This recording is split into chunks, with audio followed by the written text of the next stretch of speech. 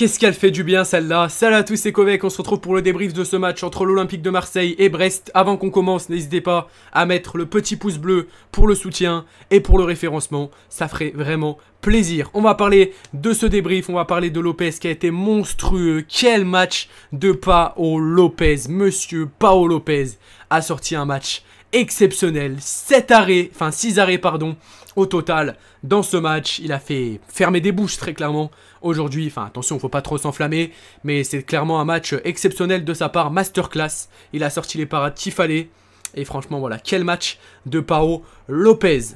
Donc l'OM s'est donc imposé 2-0 face à Brest, du coup, grâce à un but de Chancel Mbemba avec un coup franc de Verretou, superbe centre de Verretou.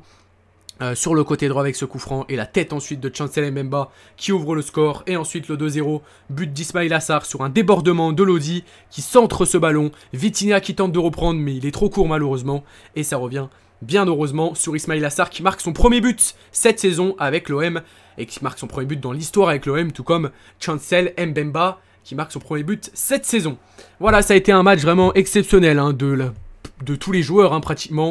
On va parler un petit peu d'Aubameyang, on va faire un petit peu du cas par cas. Enfin, parler un petit peu des joueurs. Aubameyang a été un petit peu en difficulté dans ce match, en difficulté dans la finition. Il y en a une dernière occasion où il tente de dribbler un petit peu les défenseurs, il sert Guendouzi, mais Guendouzi il la met sur le gardien. Mais sinon Aubameyang a tenté des choses, il a beaucoup fait d'appels, beaucoup demandé le ballon. Il s'est beaucoup proposé, beaucoup touché de ballon, mais il n'a pas su marquer et c'est dommage. L'entrée de Vitinha a été exceptionnelle. Hein. L'entrée de Vitinha a été clairement exceptionnelle et il mérite d'être titulaire. Vitinha pour le prochain match vendredi face à Nantes. Il a été exceptionnel, il a été incroyable dans ses transmissions. Pas qu'à la finition, on vient d'apprendre également, enfin je viens d'apprendre, ça fait quand même un petit bout de temps que je le sais, que Vitinha est entraîné par Papin hein, maintenant. Et voilà, on a l'impression de retrouver le Vitinha de Braga. Et ça fait vraiment plaisir. Ça fait vraiment plaisir pour moi, pour tout le monde, pour les supporters marseillais comme moi. Pour les gens qui regardent la Ligue 1, pour les Portugais, pour les supporters de Braga, ça fait plaisir de voir Vitinha dans une forme comme ça. C'est 2 buts, 3 matchs, il est rentré pour un quart d'heure, mais franchement, il a été exceptionnel. Dans le jeu, il a proposé des choses incroyables dans les dribbles, enfin bref. On va pas s'attarder plus sur lui, mais ça a été exceptionnel. Amin Harit commençait à faire un match pas mal, voilà, pas mal le match d'Amin Harit, il avait quelques difficultés. Mais sa blessure, malheureusement, qu'il le fait sortir. Mais sinon, voilà, il a tenté des débordements. Il a fait un très bon match. Chancel Mbemba a été crucial. Il est buteur dans ce match. Défensivement, ça a été magnifique. Et on voit que quand il n'y a pas Balerdi, bah, on défend mieux. Hein, même si Balerdi, voilà, a tenté quelques matchs. Enfin, dans quelques matchs, il était plutôt bon. Mais dans la plupart des matchs, c'était quand même assez problématique, Balerdi. Et heureusement qu'on a mis cette défense là parce que peut-être qu'avec Balerdi ça aurait été différent. Enfin bref, on va pas s'attarder sur lui. En tout cas au niveau des stats, 44% de possession du côté de l'Olympique de Marseille.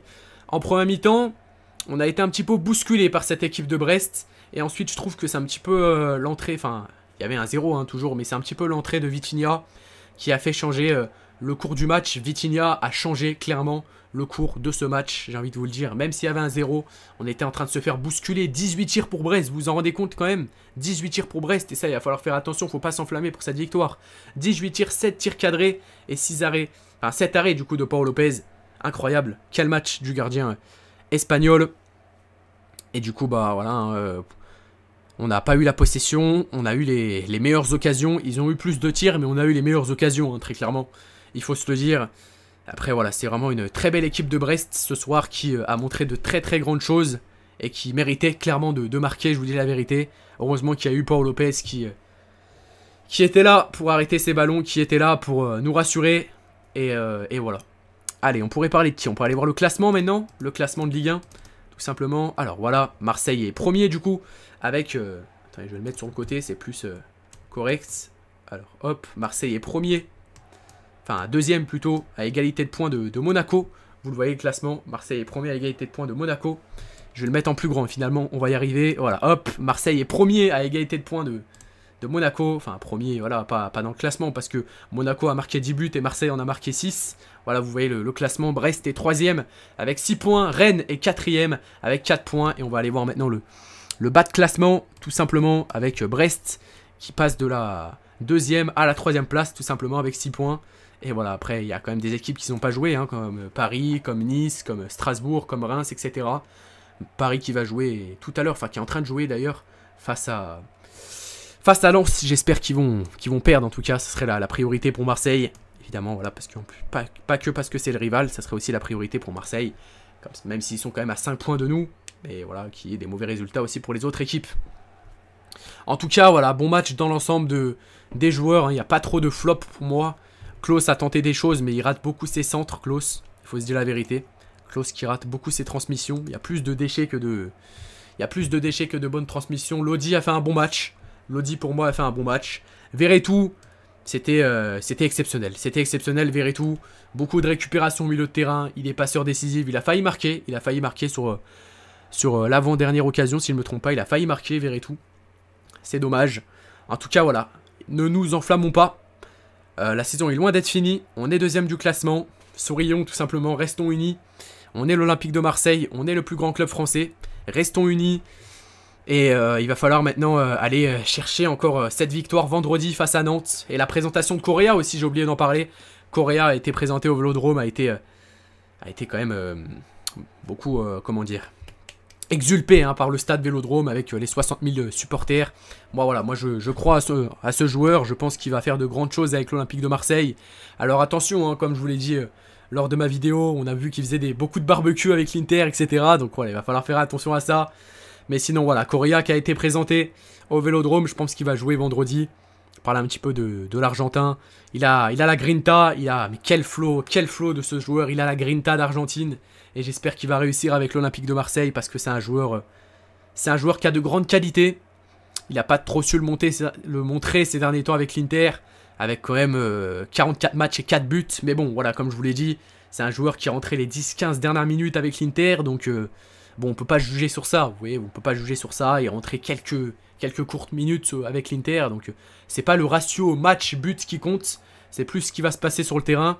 Après voilà, qu'est-ce qu'on va faire? Est-ce qu'on va aligner Aubameyang Ndiaye devant? Est-ce qu'on va aligner Aubameyang Vitinha devant? Est-ce qu'on va mettre Correa sur le côté gauche? Ça on verra. En tout cas voilà, Aminari n'a rien de grave, hein. Il est sorti sur blessure, il n'a rien de grave. Il a juste une petite... Enfin, il avait juste mal au genou, mais ça me semble être rien de grave, tant mieux pour l'Olympique de Marseille, parce que ça fait pas longtemps qu'il est de retour de blessure.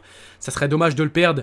Iliman Ndiaye a été virevoltant. Mais toujours cette difficulté dans la finition, et ça c'est dommage. J'espère qu'il va réussir à marquer ce but qu'on attend tous, Vitinha. Et j'espère qu'il va réussir tout simplement avec l'Olympique de Marseille, parce que c'est un joueur qui a l'OM dans le cœur. Et j'espère pourquoi pas vendredi qu'il va marquer comme son coéquipier en sélection et son compatriote. Iliman Ndiaye qui vient tout simplement de le faire parfaitement aujourd'hui. Voilà, c'était Kovek, merci à tous ceux qui m'ont suivi dans ce débrief. À demain pour la vidéo du jour et à vendredi pour le match entre l'Olympique de Marseille et Nantes que je vais commenter. C'était Kovek, prenez soin de vous, bonne soirée et moi je vous dis ciao ciao.